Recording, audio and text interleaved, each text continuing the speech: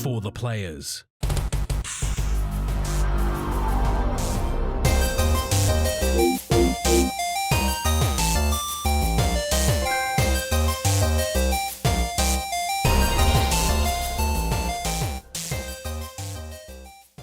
I'm Ryan Betson. I'm Max Cooper. And this is For the Players, the PopCulturists PlayStation Podcast with 40 years of playing PlayStation and 12 plus years. And that game's making up. I want to thank you for joining us in this PlayStation conversation. This PlayStation conversation happens every Monday morning at 8 a.m. on podcast services, including Apple Podcasts and Spotify, and 9 a.m. on those YouTubes. If you'd like to take part in future conversations with us, you can. Come and check out our socials: Facebook, Discord, Instagram, and X. All of those links can be found in the description below. If you want to join the conversation as it happens, head over to twitch.tv/PopCulturists. We can also record this show live where you can jump in the chat and become part of the show. If you want to support the show, you can. Tell your friends, tell your family about this PlayStation Pod. If you are listening to us on podcast services, be sure to give us a 5-star rating and a written review. Which is, I think I did the YouTube part. I don't remember. Either way, if you want to support us financially, you can at patreon.com/PopCulturists, as well as our merchandise store, popculturists.com/shop, where you can buy shirts and other sorted shit with our logos on it. Yeah, I thought I'd change it, Max. Like, I think it's been about, it's certainly more years than it's been 12. Might even be 14 at this point combined. Well, how many have you been doing it? I'm approaching like my 10, I think. Because this is my third year, I think. Yeah. Right. Well, maybe not, because like how many years have we been doing the draft? Or actually, yeah, this is year 5 for the draft. Damn, it's more than that.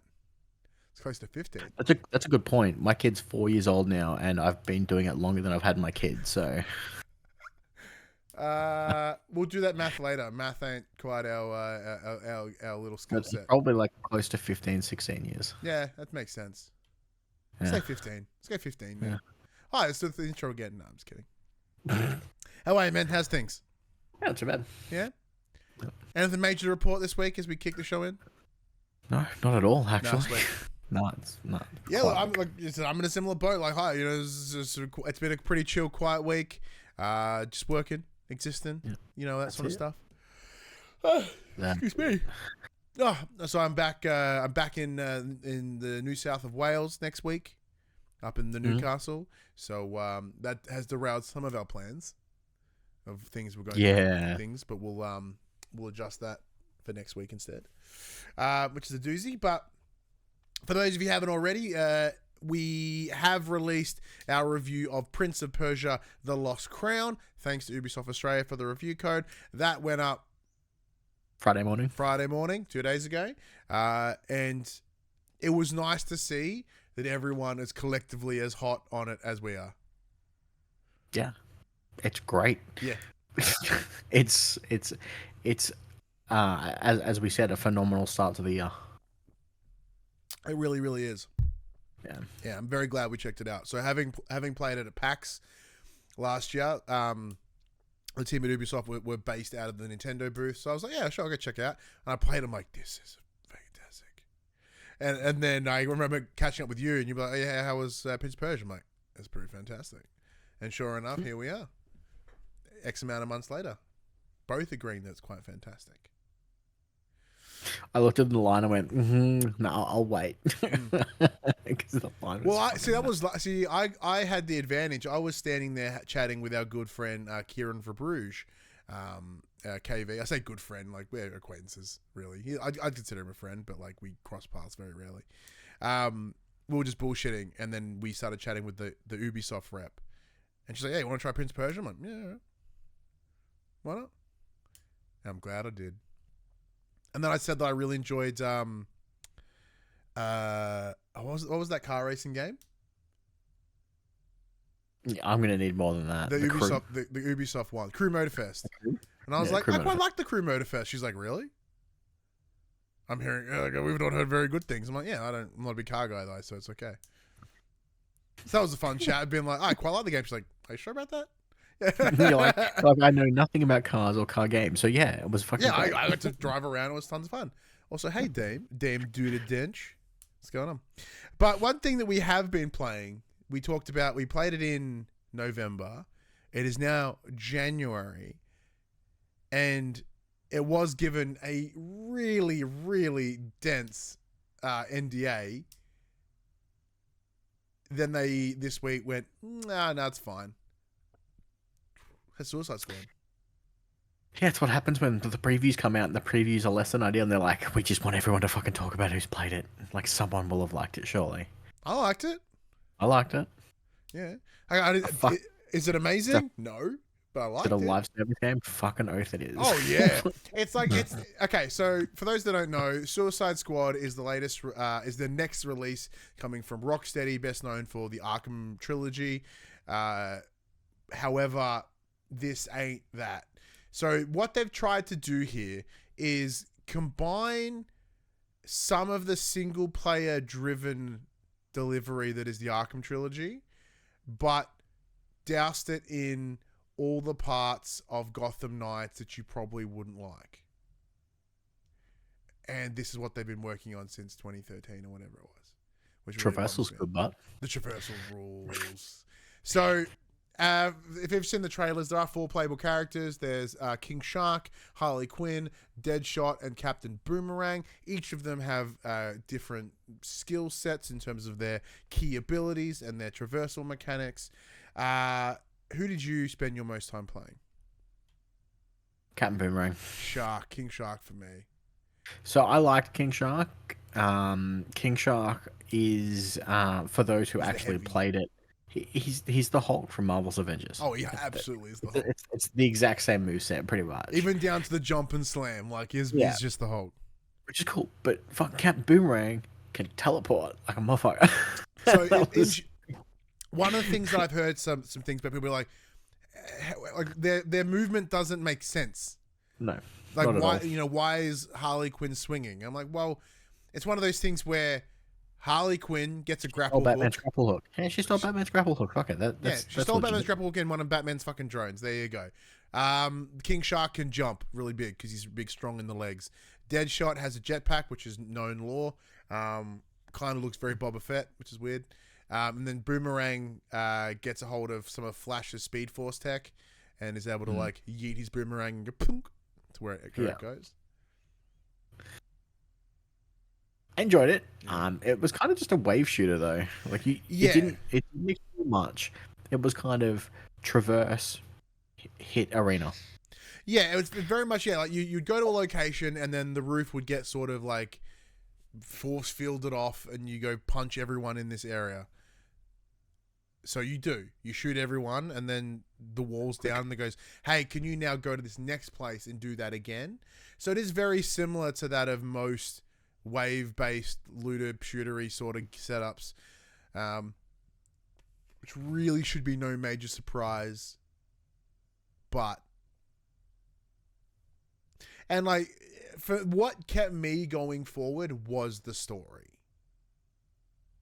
In that I was really intrigued and interested in what they were doing and like the story they were telling, mostly because having this allegedly exist within the same universe as the previous Arkham games, which I adore, I'm looking at this going, if you have to kill the Justice League, and what if you're successful?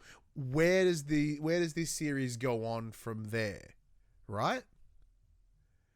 That's the part that interests me the most. And because we're seeing the full list of supes, within that world, like we're getting superhero Flash, Green Lantern, Wonder Woman, Superman, etc. Rich Man. Rich Man. And Rich Man. Well, Rich Man's always been there, so it's a super easy one. We've known about him. But I want to see how they handle that. Like, Supes looks fucking grouse. Like, Flash's suit's a bit weird. What if they ultimately just steal Batman's plan? What, just do the Because doesn't he canonically have like a way to destroy the Justice League in case they all go rogue? Yeah, so in the comic book runs called the Tower of Babel, he has escape plans for everyone. Yeah. Even himself. Maybe they just steal his plans and they just use his plans against them. It could be. Could. But one thing I did enjoy, they made a Batman game all along. Yeah, so the thing that intrigues me is how they handled Boomerang, right? So obviously he is Australian, but I'm finding him a lot more authentically Australian than I thought they were going to give him. Like it's not Paul Hogan shrimp on the Barbie bullshit. Like, it does have some of that, but like it is really it's weirdly good from a delivery standpoint. I'm like, okay, it does feel Australian. And the voice actress they got for Harley Quinn is good in that it's not grating, because like that high pitched New York accent can really just chew out your ear holes. However, here they've handled it pretty well. Deadshot is Deadshot. King Shark is Samoa Joe, wrestler, but he's kind of channeling Stallone's Shark, I guess. I mean, out of the four, Deadshot was kind of the most meh out of all of them for me. But yeah, it has potential, and it's one of those games that is going to be like as fun as you make it with the people you play with. Yeah. Like I said, we didn't get to play much in the alpha. The story seems fine from what we saw. Like you said, there was a very locked window of time, and then it goes on. I'm intrigued to see where it goes, how they tackle certain things. But it seems like it's not going to be the dumpster fire that was Marvel's Avengers. Oh, not even close, or even the mediocre that is Gotham Knights. Yeah. So, like, what I will compliment the game on was its aesthetics. I do quite like its style, because I adored the Arkham trilogy, like so much so that I have near every action figure they released, because I just dig the style. So like, if there's action figures that come out for this, I'm probably going to think about it, because I quite like it. It's pretty good. Mute in the chat did ask though, did they put Easter egg details everywhere? There were some, but once again, very closed window within the world, and the story. So it's a bit unsure. It might be something you would see if you're able to spend more time with it, I'd imagine. MGB in the chat mentioned which Gotham Knights, the game or the TV show, because the TV show was horribly worse. I forgot there was a Gotham Knights TV show. Haven't seen it. Max, you need to recenter yourself. You're half hanging off the screen. There you go. Sorry.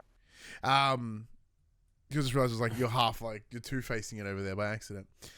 Maybe it was by design. Yeah, and it was and it's the Gotham show, which I couldn't stand. Gotham Knights I didn't watch. Oh man, Gotham OC. Yeah. Oh, I hated that show like to no end. I wanted to like it, and it just wasn't very good. Oh, you know what? I'm gonna take a quick tangent here. Oh, you yeah, know what? Did you like Mark Wahlberg's Ted?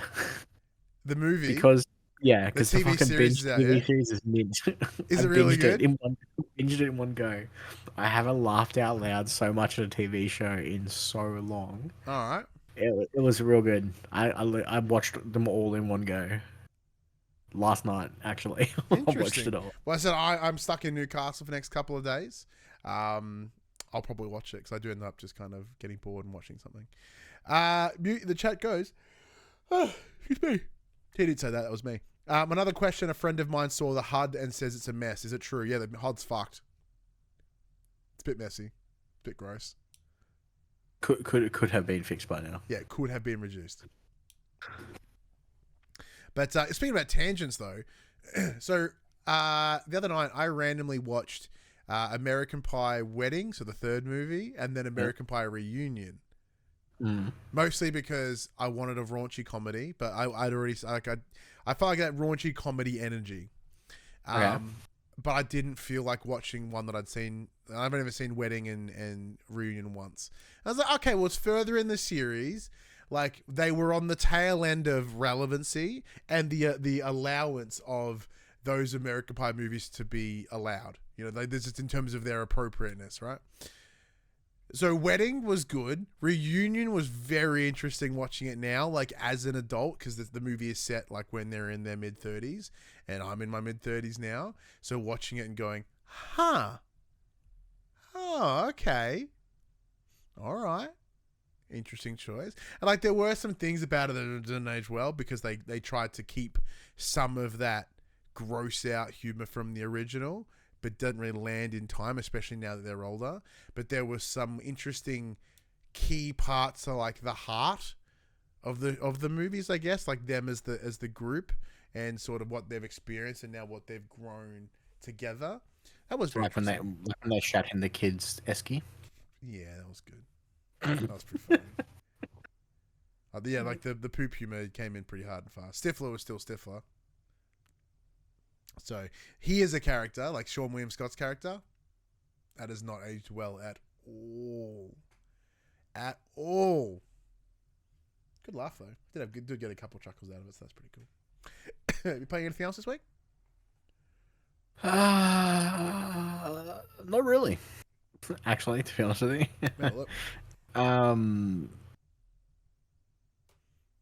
I should point out that I believe it was last week on the show, I mentioned that I'd been playing Foglands, and one of my big complaints was you have to physically hold your weponry at all times. Yep. Someone from the team did reach out to us on our last in the YouTube chat, bro, like video. they jumped in the comment. What a ledge. And they're like, that has been patched. So that's legendary, because shortly after playing... Did you say you dropped the gun and it went missing? I dropped my gun and I just couldn't find it, because I don't remember where I dropped it. And I was like backtracking for ages trying to find the bastard. And then I'm just like, no, this is it. I'm just going to fucking restart my run. Well, there you go. Well, we appreciate them. The team. I haven't jumped back in yet, because obviously I was grinding through Prince of Persia, but now that the weather's kind of calmed down a little bit, yeah, it's not going to be as stankin' hot, which is. I say that and it's supposed to be like fucking 30 degrees and stormy as shit on Tuesday, gross. So we'll see what happens. Well, I will have to grab that back off you when I get back from Newcastle, because I myself am quite keen to check out Foglands. Sounds like a plan. Should be pretty swell. But other than that, I'm just, playing my Rocket League. Yeah. Playing new season of League of Legends started, so I've been playing that. But other than that, nothing too terribly exciting. Yeah. So we can say that we're playing it, 'cause I'm pretty sure we said we're playing it.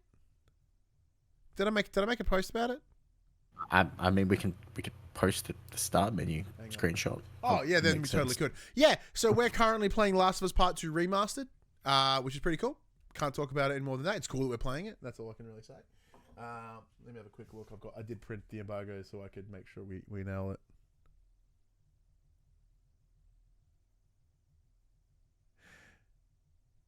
No, that's it. That's all I can do. That's all I can say. I can't tell you that.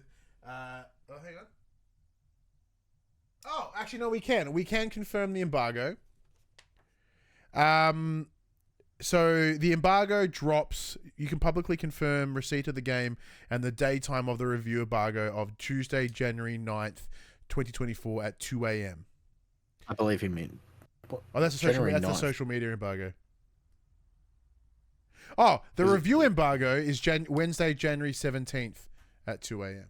Yeah, when you're in fucking Newcastle. Yeah. So yeah, we're at the point now that we wouldn't confidently say, like, because I'm away. Well, it'll be the main topic of next week's show. Yeah. Simple as that. Mute. Wow, you're playing early. Impressive. Thank you. No, we are very lucky that we do have a good relationship with PlayStation Australia. But if you do follow us on Twitter, whether it be at PopCulturists or at HaggardMC, our name's below, and Max is at BePossessed, we do share a lot of our stuff on Twitter, so you'll know what we're playing, how we're playing, when we're playing. So always keep an eye out on there. It's pretty fun. Yes, that's why. I mean, it's hard to spoil a game that technically is a re-release. That is true.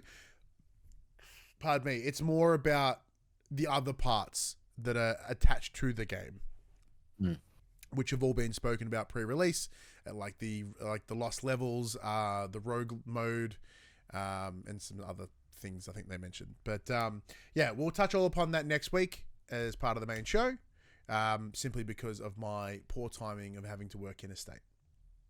And if any of you remember, they've played it back in 2020. This game is long. It's quite long. A day. Well, yeah, you killed it. You smashed it in a day. I still can't believe that. It's like a day. It was crazy. But yeah, so you've not played anything else? Really? Not at all.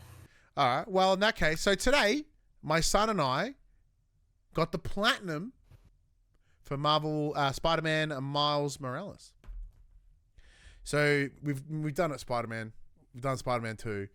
I never got the platinum on Miles Morales because it required a New Game Plus run. And my son, who's been playing it lately, because he rang me this morning, goes, "Hey, Daddy, can I come visit today?" I'm like, "Yeah, sure, why not? What else am I going to do? Apart from playing Last of Us." So he comes over, and then we had a look, and you know, he's been playing it again and again as he does with Spider-Man. He's on his like 7th run of Spider-Man 2. I'm like, "Oh, I get a trophy if I do it in New Game. If I get a New Game Plus." "Hey, bud, how quickly do you reckon you can run New Game Plus in Miles Morales?" She's like, "I'll give it a bill." So we throw it on super easy, just clears through it. And then we picked up the last couple trophies, which was like a 100-point combo, which is super easy on the basic difficulty because getting punched doesn't break your combo. So it was very easy to get to 100. Just do like 25 ceiling takedowns. Bing, bing, bing. Platinum number 20. This guy and my son, but for mostly me. Thank you, James. That was pretty cool. I played Hungry Hippos in real life today. Oh, yeah, because you took your daughter. Actually, we'll talk about that. You took your daughter to the arcade. Yeah, I took Hadley to Time Zone, so because she likes playing all those stupid, shitty fucking ticket games. Yeah. So she's playing like Flappy Bird and knocking the clowns down, and then I'm like, "The fucking giant Hungry Hippos here, Hadley," and she's like, "Fucking playing the shit out of that." so I played Hungry Hippos for like 10 minutes. And then we went downstairs, and she's like, "Oh, I want to play the dance game." I'm like, "Okay, this will be fucking hilarious." And then she's facing the wrong direction, not even looking at the screen, just jamming to the music. I'm like, you're having fun. Just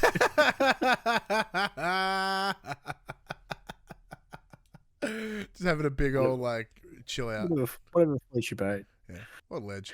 So, good times. Oh, excuse me. I also, I booted up Helldivers. Haven't played it yet, but I booted it up. I was like, and then I went, no, I'll play this later. Play the new one when it comes out. What's that? I'll play the new one when it comes out. Well, that was kind of the idea. I'm like, well, if I play this, I'll get like an understanding of what it is. And then, I didn't. And then I didn't. And then I'm playing. And then because James came over, and then he was like, "Let's play Spider-Man." I'm like, "Haven't you played enough Spider-Man?" I don't know anyone who loves Spider-Man as much as my kid, especially the games. Like, I know myself as when I was younger. Oh, hang on. Also, I don't think the noise came through, but big shout out to the Mullet Show for subscribing for his tier 1. This is his 70th month collectively, and their 70th month in a row. Damn. Yeah. So I don't know how he loves it so much. I just don't get it. I don't get it. But like, to his credit, he started the game again at his house, got all the suits himself, did all the challenges. Now he's just clearing the map because he wants to get himself a platinum trophy. Because he's playing the PS4 version, he can get one. But secretly, I get it because he's playing on my account, so he can go as hard as he wants. Because I'll take that sweet platinum. It's better like I thought about the other night downloading Elden Ring through PopC account to see if I can beat my time to platinum. Because it took me 53 hours to platinum it on my account. I wonder how quickly I can do it again, knowing what I know now. And do you want to come do it on my console? I can kind of min-max it. I wouldn't need to do it. I could do it at home on my own. Yeah, but like, I think that would be like, although we don't stream games anymore, like we only really stream the show. That would be a fun stream of like you sitting next to me and like coaching me on Elden Ring. You would get so mad. You're like, your timing's wrong. You're dodging when you should be blocking. Why are you wearing so much armor? You are slow. Like, it'd be fun, actually. Just get schooled. Just push forward. Just push forward. Yeah. Don't give me space. You would have to fight against my, because I would. Saying that though, like if we're smart and we do it when the Ritalин's working, I'll probably be able to hold it together a bit better.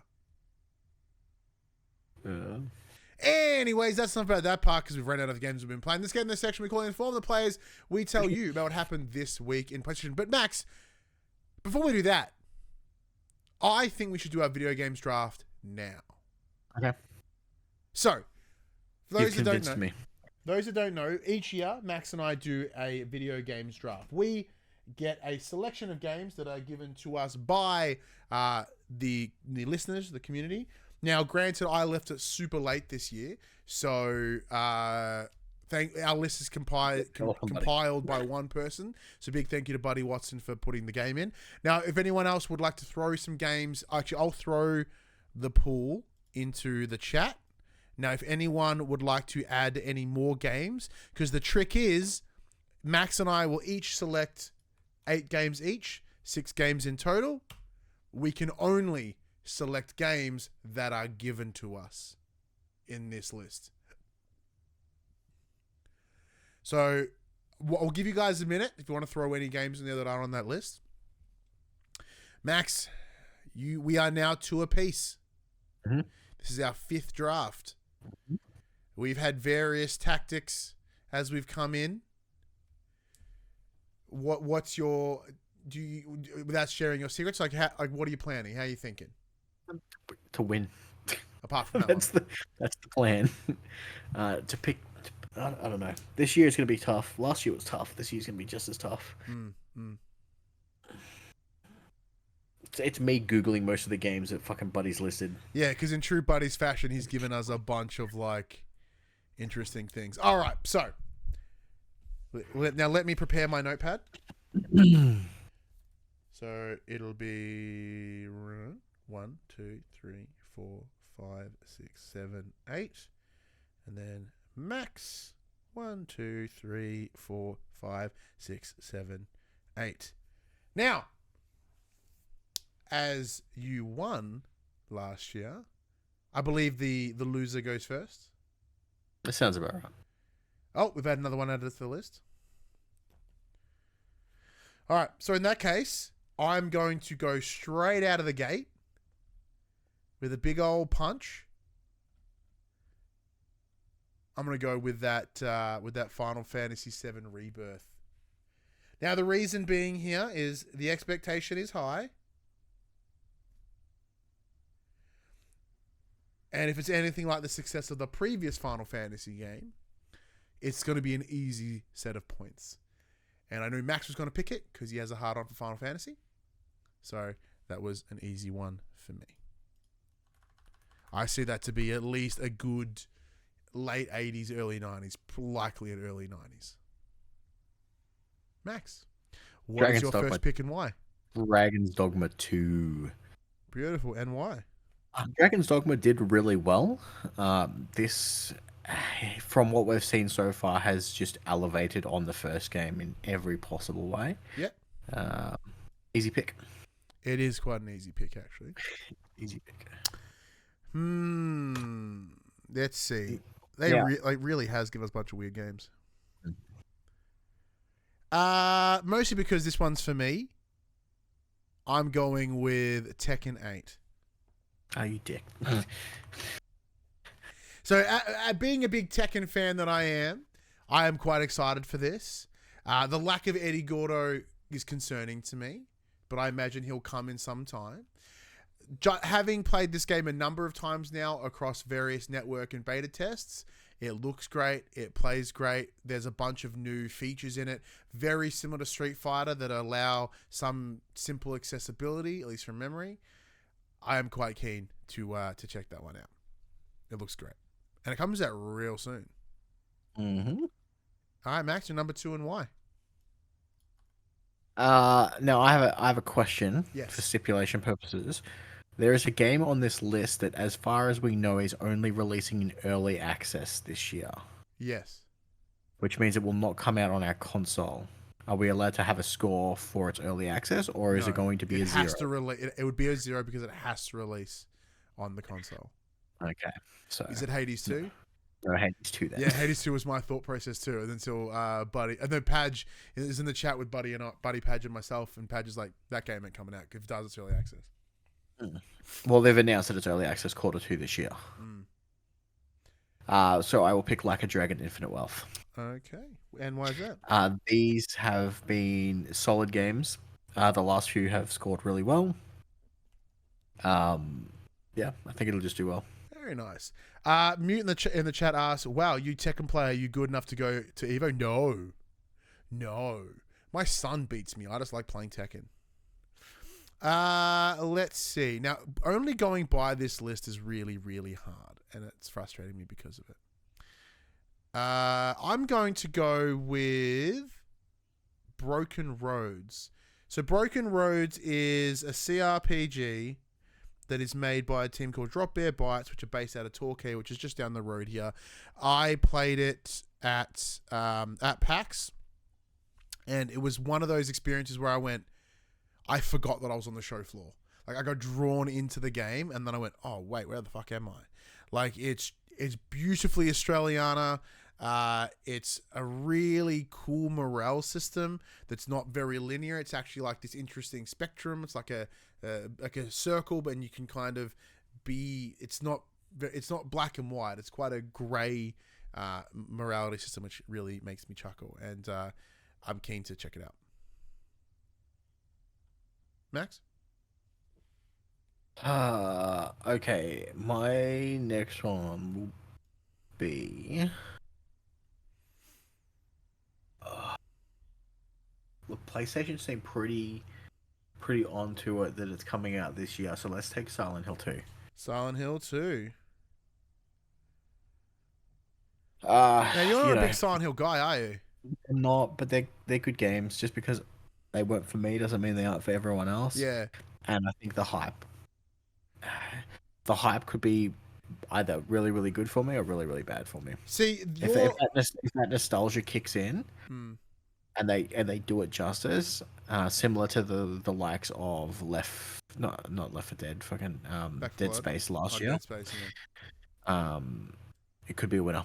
So, with that thought process in mind, I am going to not make a decision to do that. I'm going to make a different choice, and I'm going to go with one that I think will be received well because you're all fucking weebs. Rise of the Ronin. Oh, you are so wrong. You think it's going to be poo? Yeah. Really? What makes you think it's poo? I don't know. It just looks like a reskin of fucking Thingo. What, Tsushima? Tsushima. See, that's why I think it will do okay. Yeah, I don't know. You can have it. Knock yourself out. Yeah, I'm regretting my decision, but like once again, the list that we've been given ain't all that crazy. Go. Persona 3 Reloaded. Nice, good safe bet. Yeah, Persona 3 is like one of the greatest in the series. Getting it remastered. Why not? I did think about grabbing that for the list, but it was more of a circumstance of, I'm going to go next.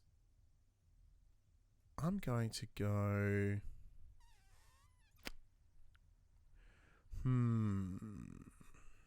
Halfway.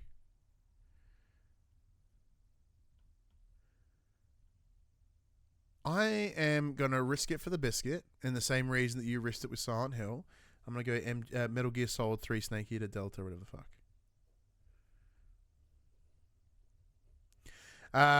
I am excited for this remake. I think it should be fantastic. Persona 3 because you loved high school, yeah. So I picked it, Metal Gear Solid 3. Obviously, Snake Eater is a brilliant game. I adored it growing up. I adore it in the replay. However, I think there is some hesitation around how so in the same way how Bloober team handles Silent Hill is up in the air, how the development team behind this take it is where it's going to be concerning. Fair. That is a risky one. Max? This is not giving me hope.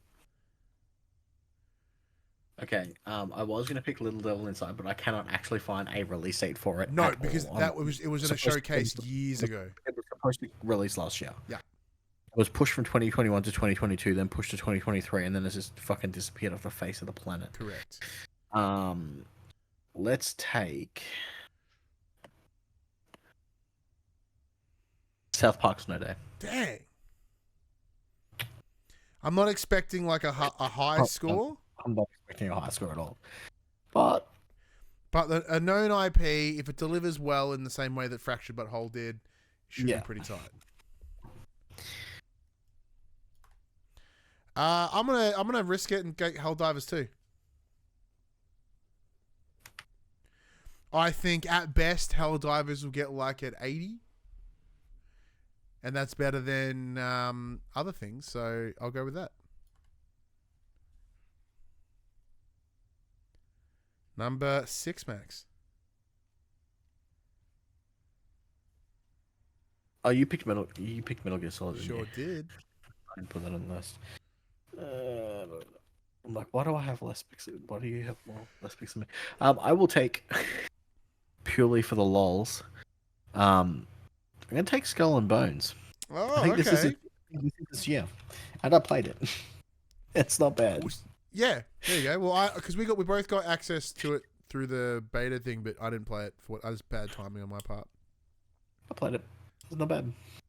So it should be a good fine score. Yeah, it'll be fine. Yeah, nice. It's gonna come out, right? It's gonna come out. Now I'm gonna pick this one. Will it be good? I don't know, but people are playing it right now, so that's intriguing. And that is Pacific Drive. Pacific Drive? Yeah, Pacific Drive. I don't know much about it. I know people are playing it, which is promising. If they've got people playing it in an early access space, that's promising. It's coming out. It means it's probably going to come out, yeah. Number 7, Max.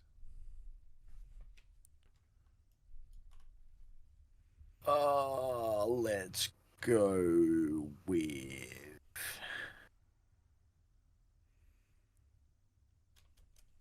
Let's go with Suicide Squad. Oh!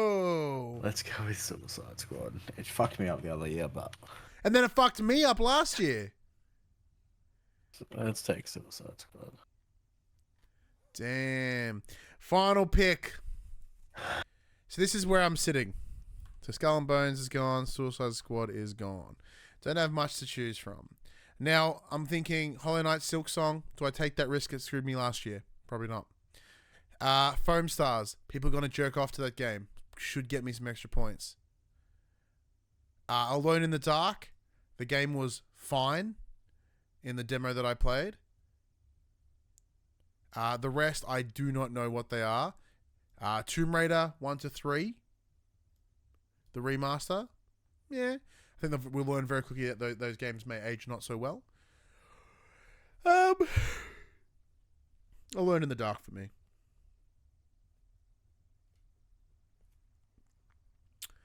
I feel that Foam Stars is the safer option because people like that weeby shit.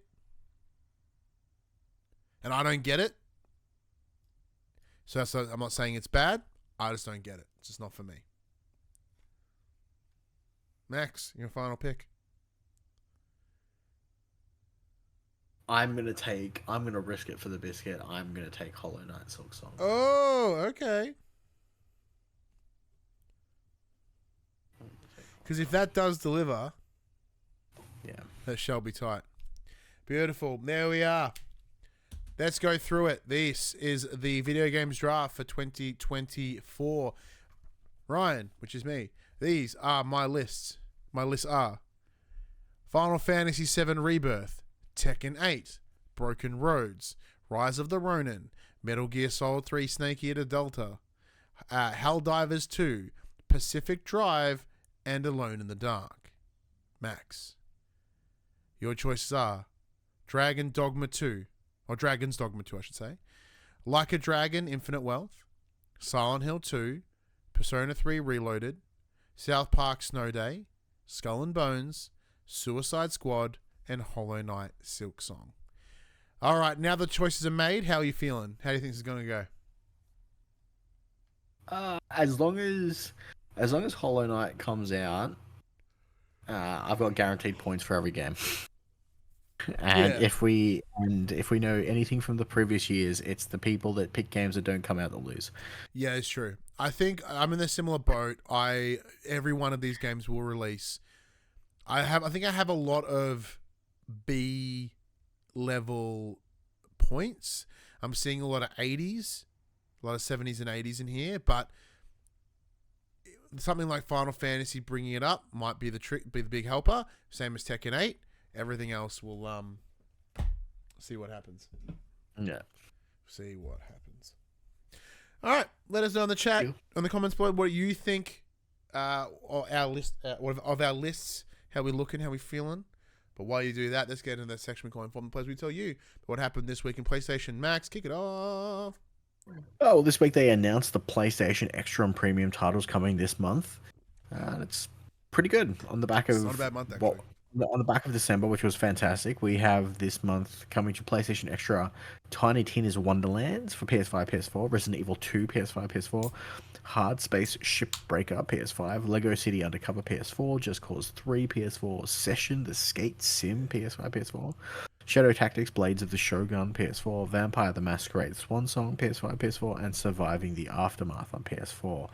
Our premium titles are Rallycross PS1, Star Wars Episode 1, The Phantom Menace PS1, Street Fighter the 30th Anniversary Collection on PS4, and we have both Legend and Secret of Mana PS4. Alright, so Tiny Tina's Wonderlands, big thumbs. Resident Evil 2, big thumbs. Lego City Undercover, haven't played it. Session Skate Sim was actually a bit of fun. Like, it is a sim, like it is like skate but harder, but I really enjoyed it. Just Cause 3 is good. Yeah, the thing that is most interesting is Star Wars Episode 1, The Phantom Menace, because that game looked and played like arsehole, but I have a secret soft spot for Episode 1, so I haven't played that. It was like 2.5D, but like it was more closer to a top-down because they just couldn't, the render distance was really tight, so it was like really kind of close. Let's just say this pen is like the player. The camera is like here. Yeah, I'm trying to remember. Is this the one that was like a multiplayer that was like similar setup style of like you both players had to stay on the same screen? And it was kind of like a brawler. Or no, like this was the single player where you literally played the story. So you did have to go and do trade negotiations at the beginning. No, that's not the Star Wars games that I want. Like if they had Star Wars Jedi battles, that was pretty cool. Star Wars Demolition's pretty cool.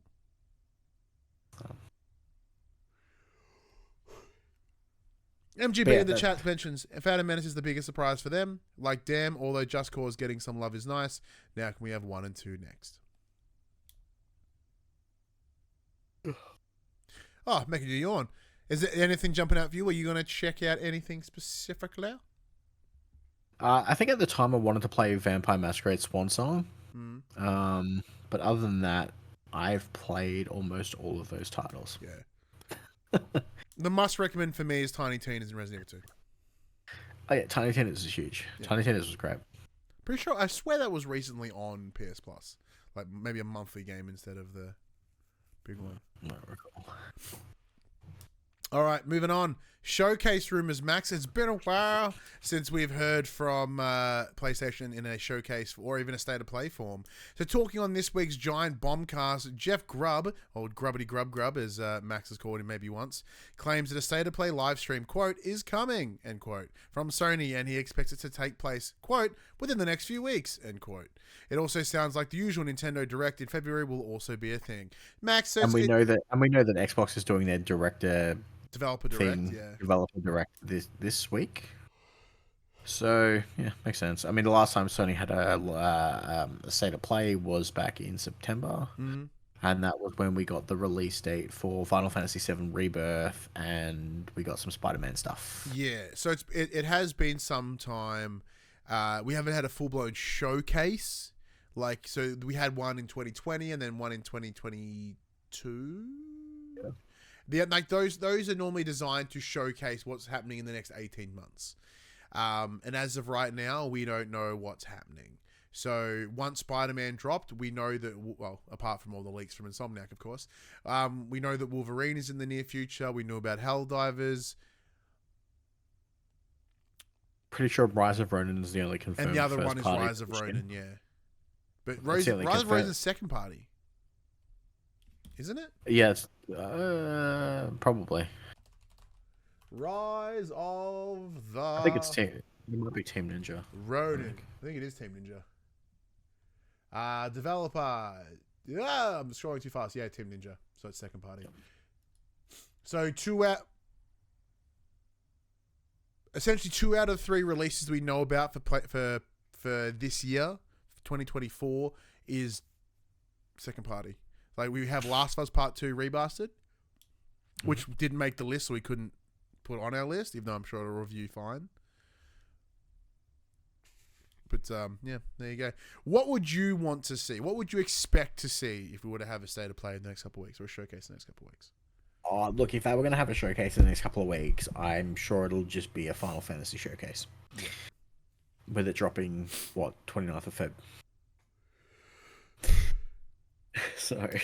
See, it's one of those things where it's actually difficult to predict because everything is so quiet. And we've done this recently when we went through all the list of all the first-party teams and gone, well, what is it that they're working on? And most of them have released super recently. And apart from Insomniac, who can just churn games out like crazy, like Santa Monica's Dunskies, they're resting after Ragnarok, and then also Ragnarok Valhalla. Polyphony will be quiet until the next Gran Turismo. San Diego will release MLB The Show this year, so I guess technically there's another first-party. Naughty Dog will be quiet because they got nothing new. Sony Bend apparently have something, but like it will be so early in development that I doubt we'll get anything anytime soon. Like there's likely we could hear more about Destiny, which is not technically, it's first party, but technically not. Also got delayed into July, so there's nothing happening anytime soon anyway. Yeah. That's true. Fair Games is likely quite a while away. Same goes for whatever the other game is. What's the one that they're doing? That Medium Molecule got closed down, didn't they? Medium Molecule maybe got something. I don't know. So they closed down Dreams. Yeah, they essentially mentioned the development on Dreams is kind of dead, but it will be some time before we hear from Medium Molecule. There's like Fire Sprite and all that. Yeah. There's some there might be some VR-y things in there, but even then, it's just too quiet. Too quiet. So it's tough to predict. Oh, jeez. All right, let's keep it going because we're just yawning something crazy. It's been a long day. Facelifts. PlayStation 5 console. New PlayStation 5 console covers were spotted at CES, suggesting that the latest Deep Earth collection of faceplates for Sony's current gen system could soon become available for the PS5 Slim. The Volcanic Red, Cobalt Blue, and Sterling Silver variants are already available from the 26th of January for the Sterling Silver for the original 2020 model, but no word has been shared on whether the new PS5 Slim will also be treated to the console's covers, but they were definitely on a PS5 Slim at CES. Yeah, so this is something that was mentioned, I think, semi-recently, because they announced the Deep Galactic color range, and then they announced the Slim shortly after, and they were like, yeah, it's coming in the Slim next year. The thing for me is, where's my black? Where's my purple? Because, you know, as I have now transitioned to a slim model PS5, which I'll be able to test out as I travel tomorrow, because the whole reason I got it was because I travel so much, so I didn't want to have to carry around a huge fucking PlayStation. Pardon me, so that has me intrigued. They better. The short answer is they better. Because there's not even any, like, knockoffs. Like, D-Brand don't have anything yet. It's a tough time. You have white, and white's the only option. Paint it yourself. I could. But one thing I do need to do, Max, because I said that I want to get, like, the purple things again, right? Minor problem. My purple controller is busted. Ooh, what's wrong with it? Mad stick drift. Oh, yeah. So I'm down a purple controller. Thankfully, though, an improved, updated version of the PS5's excellent DualSense controller appears to have leaked via Best Buy Canada. The listing for the product on their website has titled, quote, PS5 V2 DualSense wireless controller, and it promises the same features and functionality as the existing version, but also touts, quote, an exceptional 12-hour battery life, end quote. The current version of the pad lasts about 3 to 6 hours on a single charge, depending on the game that you're playing, or if you're lucky. The product listing also mentioned the DualSense charging station is included for easy click-in charging, and fans have also noted the dimensions of the packaging may be smaller than the existing device. Obviously, this will make logistics more manageable for Sony, but it doesn't really mean much for the end consumer. Now I've got the charger. Don't need a charger. A better battery DualSense? Yes, please. Now, Max, as you play with the DualSense Edge, which has abhorrent battery life, but yours is always plugged in. Yeah, so I don't have that problem. All my controllers are always plugged in. Well, yeah, because you play at your desk. Because I have that luxury of playing at my desk, everything stays cabled. Yeah, see, I can't play at my desk. I have to play in the lounge. That's me anyway. All right. I just spilt drink on myself. Well done. So this next story I have titled Bill and Frank's Apocalyptic Adventure. Well done. Yeah, I know, right? Well as we all know, Nick Offerman was cast as Bill in the HBO adaptation of The Last of Us, providing fans with a more nuanced look at the taciturn survivor in one of the season's standout episodes. The performance was so good it earned Offerman an Emmy. Damn right. And must have resonated with the role. He's already pitched HBO on a Bill and Frank spin-off series. Following the Emmy Awards earlier this week, the Parks and Rec actor was asked whether Bill or Frank would appear in the show's second season, perhaps in a flashback sequence. According to Deadline, Offerman didn't offer any juicy exclusives, but did say that he had Bill on the mind, going so far as to approach HBO with a pitch and floating, quote, a whole mini-series of a prequel of their lives before they met each other. It could be a musical. We're not short on ideas. Ultimately, Offerman says the decision is above his pay grade, quote, we'll just see what Craig Mazin and Neil Druckmann come up with. Would you want Bill and Frank's apocalyptic adventure? No. Would I watch it? Yes. Because as we mentioned when we did our review series, go check it out, More the Players. We break down every episode of The Last of Us, Season 1. It is one of the best episodes of TV that I've ever seen. I loved the story that they told of Bill and Frank and the truth and the love and the warmth in this cold-hearted shithole of a world. But both our world and The Last of Us world.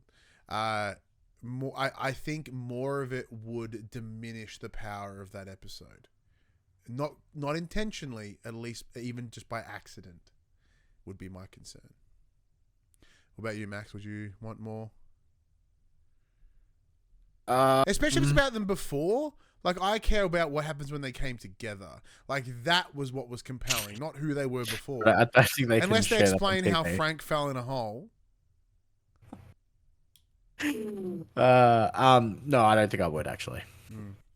Yeah, we watch it for this show, but like, well, we said that we didn't watch Twisted Metal, so I mean, you started it. I watched 3 episodes on a plane, and then I got bored and forgot Twisted Metal, everybody. All right, next up, One Voice. The Screen Actors Guild of America, Federation of Television and Radio Artists, or SAG-AFTRA, is an American labor union that represents a sum of 160,000 media professionals. The organization recently fought for the rights of Hollywood actors in their battle against AI and signaled it would do the same for performance in the video game industry. But even more recently, recently it was at CES. It was announced, quote, a groundbreaking agreement with an AI voice studio called Replica, which some of the industry's top talent see as a betrayal. According to the union, the new agreement, quote, paves the way for professional voiceover artists to safely explore new employment opportunities for their digital voice replicas with industry-leading protections tailored to AI technology, end quote. In addition, moving forward, it will, quote, enable Replica to engage SAG-AFTRA members under a fair, ethical agreement to safely create and license a digital replica of their voice. Quote, SAG-AFTRA President Fran Drescher... that was the end of that quote. SAG-AFTRA President Fran Drescher, of the Nanny fame, said on the agreement, quote, we are so happy to partner with Replica Studios because this is a great example of AI being done right, Mr. Sheffield, she said. The announcement was met with immediate backlash, with one particular passage drawing the ire of voice actors across the industry, that the decision had been made, quote, approved by affected members of the union's voice of performer community. Steve Blum, who has hundreds of credits to his name, said, quote, nobody in our community approved this that I know of. Games are the bulk of my livelihood and have been for 5 years. Who are you referring to?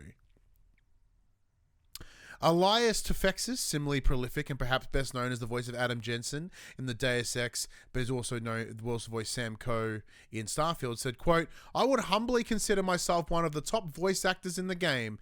No one asked me about this. No one reached out for my opinion. From what I'm seeing, no one asked any of my peers either. SAG-AFTRA members can choose whether or not they want to sign this deal, and there will be built-in safety nets like consent requirements and the ability to opt out of future use of the digitized version of their voices. But judging from the response to the announcement, it's an overwhelming unpopular decision, which seems at odds with the union's intent."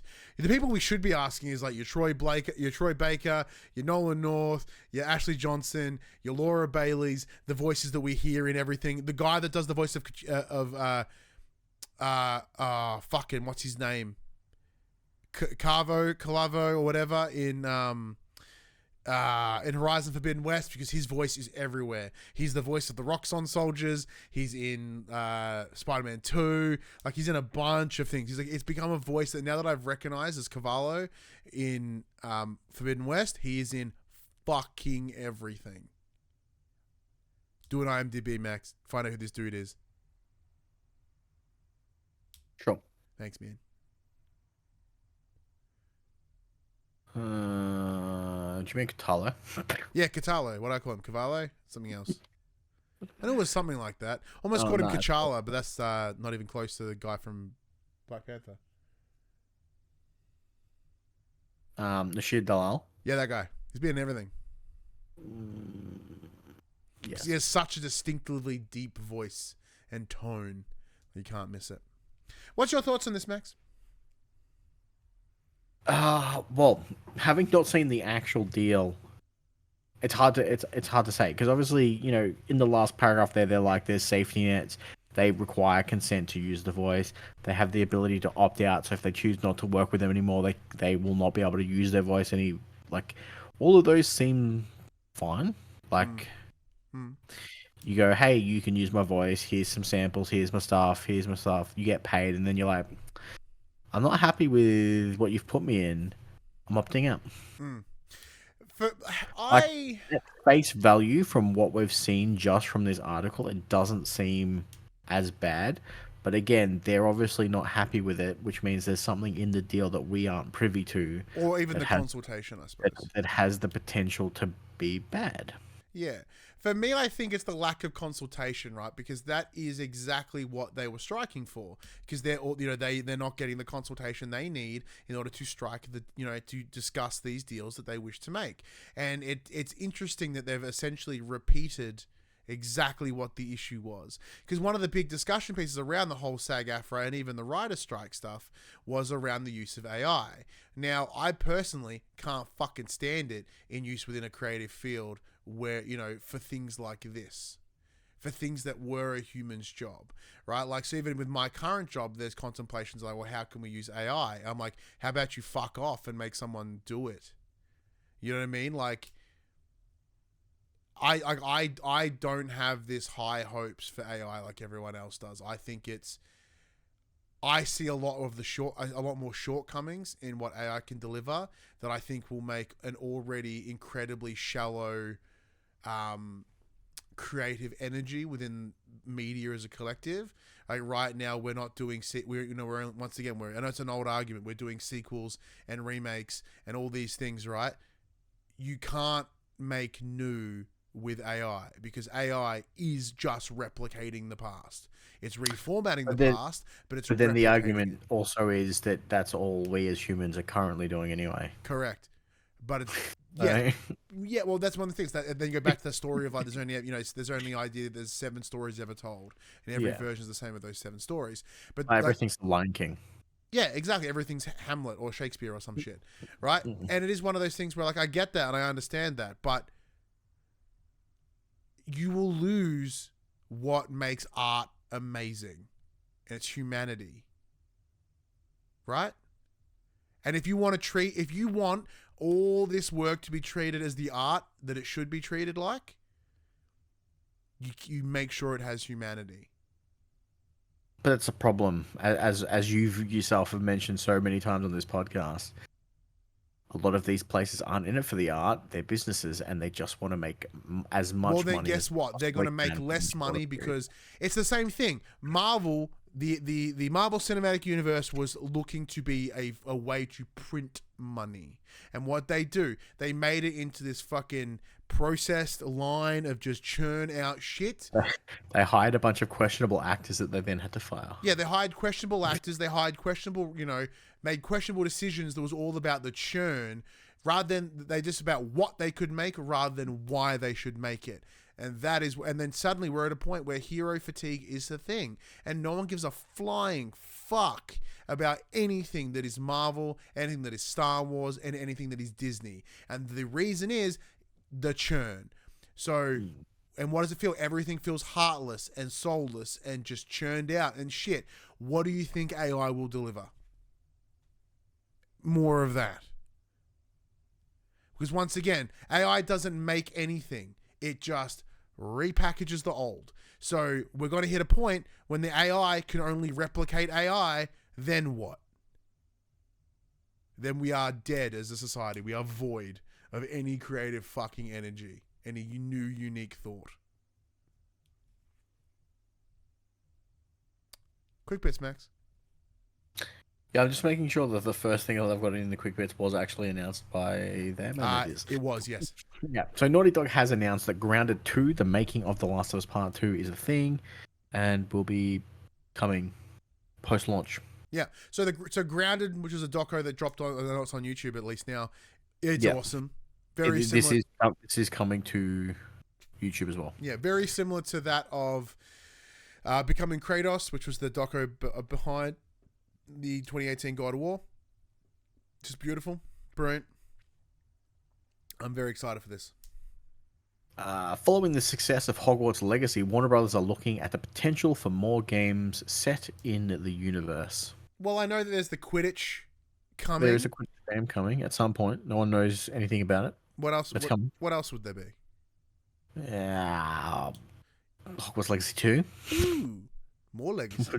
Would be an easy pick. Mm-hmm. Maybe they'll turn around and remaster some of the old games. What if you play as like a dark wizard? Would that be fun? Maybe they can make like a farming simulator where you play as like Newt Scamander, and you just fucking you play Pokemon in the Harry Potter world. You just go fucking catch shit in your briefcase. Sure, that would be pretty fun actually. And then you build like a big farm. What if they make like a Twin Point hospital and they call it Twin Point Hogwarts and you just got to rebuild Hogwarts? It's like Roller Coaster Tycoon but Hogwarts. And you've got to build like a school, and it's like Jurassic World Evolution, but rather than dinosaurs, it's That's the barkeeper simulator. You just work at a fucking tavern. Hogsmeade. Oh, that shit. Oh, or like banking simulator, and you just work at Gringotts. Oh, they could make a rail shooter inside of Gringotts. You could make a rail shooter inside of Gringotts. Or maybe a mobile game that's based on Ollivanders. Go on VR. Ooh. Where you become the wizard. It's a fucking dueling club. A VR wizard dueling club. That'd actually be sick. That's it. Warner Brothers, hit me up. And that's it. And then that's it. The last one was Rocksteady's list of the NDA of the alpha for Suicide Squad, which we already spoke about at the top of the show. We did. But here are the games that are coming up this week on your PlayStation. On the 16th of January, you get Toy Trains on PSVR 2. Woo! Actually, I did see the trailer. Actually, sorry. Before you do this, there is one more quick bit that I forgot to put in. Yeah. PlayStation 5 had Sony's best year in Japan for almost 20 years. It's the first time in 20 years that Sony has outsold a Nintendo console. Yeah, in Japan. Sweet. I think it was since PlayStation 2. PlayStation 2 was the last time they outsold a Nintendo console in Japan. There you go. On the 18th of January, we get Barnson Knights, PS5, PS4, Bulletstorm VR, PSVR 2, Prince of Persia: The Lost Crown, PS5, PS4. However, if you get the deluxe edition, you'll be able to play 3 days early. Then The Cub on PS5, PS4, which was on our draft list. Didn't pick it. I don't even know what it is. Me either. On the 19th of January is The Last of Us Part 2 Remastered coming to the PS5. Prince of Persia's a biggie. pick it up, play it, enjoy it. It's good fun. Think Metroidvania, but Prince of Persia. And awesome. Really surprisingly good combat. Well, I might have to pick up the Cub. Oh, what's the Cub about? Challenging platform parkour inspired by classic Sega games of the 90s. Oh. Jungle Book, Aladdin, Lion King, but with a modern twist. Well, there you go. There we go. Beautiful. Well, thank you everyone for joining us for this week's episode of the show. We really appreciate you taking the time as always. Max. Well, everybody, this PlayStation conversation happens every Monday morning on podcast services, including Apple Podcasts and Spotify, and 9 a.m. on those YouTubes. If you'd like to take part in future conversations with us, you can come and check out our socials: Facebook, Discord, Instagram, and X. All of those links can be found in the description below. If you want to join the conversation as it happens, head over to twitch.tv/thepopculturists, as well as our merchandise store, PopCulturists shop, where you can buy shirts and other sorted shit without logos on it. Wait. No, I totally cut apart there. We watch us on Twitch, where you can join the chat as it happens. If you want to support the show, you can tell your friends, tell your family about this PlayStation Pod. If you are listening to us on podcast services, be sure to give us a 5-star rating and a written review. If you watch us on YouTube, be sure to like, subscribe, with comment below. I endeavor to answer every single comment. And if you want to support us financially, you can at patreon.com/popcultures, as well as our merchandise store, PopCulturists.com/shop, where you can buy shirts, other assorted shit with our logos on it. But until next week, I'm Ryan Betson.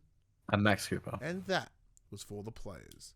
But as we do go out, though, I do want to do my best and wish our good pod brother, Brendan 8-Bit, in the sad news that the Hungry Gamers has wrapped up this week. The Hungry Gamers, as well as Brendan, has been an incredibly massive part of the video games podcast collective, I guess. You know, we all came up together, and it is one of those things where bit by bit, all of us are sort of retiring and slowing down and packing up, and we're the crazy people that are still going, apparently. So I think Brendan will still be around. I think it might still do his anime show, etc. But the Hungry Gamers, as it was, that looks to be done and dusted, and we are very sad to hear that, because, you know, a lot of us know each other through 8-Bit, through Hungry Gamers, and through the AGPN, the Australian Gaming Podcast Network. It does feel like it's a day that we pour one out for our homies. Sad news. But another sad news, we'll be back next week. Bye.